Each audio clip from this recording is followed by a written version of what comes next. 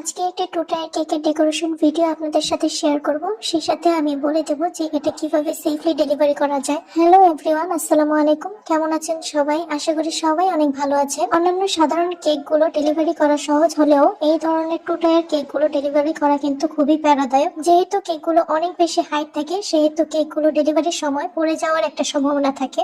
এই ধরনের কেকগুলো একটু অন্যভাবে সেট করতে হয়।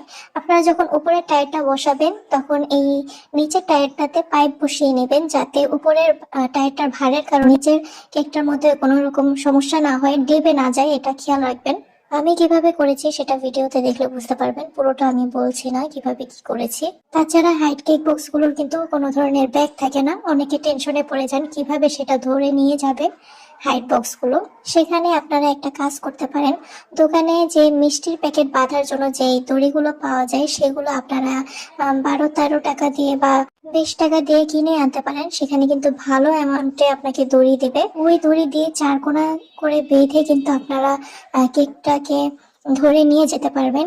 এই বুদ্ধিটা আমার আগে ছিল না, আমিও অনেক টেনশন করতাম যে কিভাবে এগুলো ডেলিভারি দেয়, যেহেতু কোনো ব্যাগ পাওয়া যায় না।